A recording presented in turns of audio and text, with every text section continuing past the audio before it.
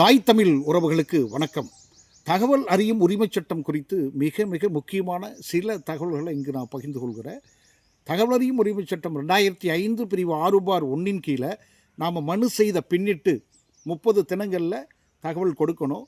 கொடுத்த தகவல் திருப்திகரமாக இல்லை தகவலே கொடுக்கல அப்படின்னு சொல்லிட்டா நாம் முதல் மேல்முறையீட்டை பிரிவு 19(1) கீழே அந்த அலுவலகத்துடைய முதன்மை அலுவலருக்கு நாம் விண்ணப்பிக்கணும். அதன் மீதும் 30 தினங்களில் நமக்கு தகவல் கொடுக்கல, இல்லை வந்த தகவல் திருப்திகரமானதாக இல்லை, சரியான தகவலாக கொடுக்காம திசை மாற்றி கொடுத்துருக்கிறார்கள்னு சொன்னால் பிரிவு 19(3) கீழே தமிழ்நாடு தலைமை தகவல் ஆணையரிடம் நாம் 2வது மேல்முறையீட்டை தாக்கல் செய்யணும்.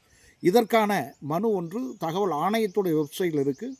அதை டவுன்லோடு பண்ணி அந்த மனுவை ஃபில் பண்ணணும். அதன் பின்னிட்டு ஒயிட் பேப்பரில் டைப் செய்யப்பட்ட நம்முடைய குறைகள் எல்லாம் சொல்லி டைப் செய்யப்பட்ட அந்த பேப்பரை வச்சு பிரிவு 6/1 கீழே மனு, பிரிவு 19(1) கீழே முதல் மேல்முறையீட்டு மனுக்களை இணைத்து விரைவஞ்சல் ஒப்புதல் அட்டை வைத்து தமிழ்நாடு தகவல் ஆணையத்திற்கு விண்ணப்பம் செய்யப்பட வேண்டும். அதன் மீது தகவல் ஆணையமானது நமக்கும் பொது தகவல் விசாரணை அழைப்பாணையை அனுப்பி இருதரப்பையும் அழைத்து விசாரித்து தகவல் வழங்க சொல்லி உத்தரவு பிறப்பிப்பார்கள்.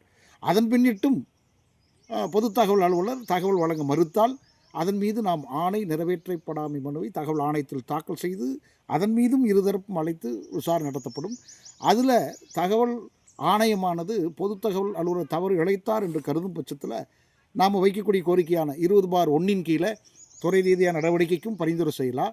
20(2) கீழே உச்சபட்ச அபராதமான 25,000 விதிக்கலாம்.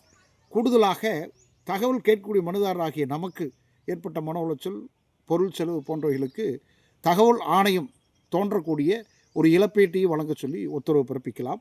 இதுதான் தகவல் அறியும் உரிமைச் சட்டத்துறை மிக சுருக்கமான செய்திகள். இந்த சேனல் உங்களுக்கு பிடிச்சிருந்தால் சப்ஸ்கிரைப் பண்ணுங்கள், நண்பர்களுக்கும் பகிர்ந்து ஆதரவு கொடுங்க. நன்றி.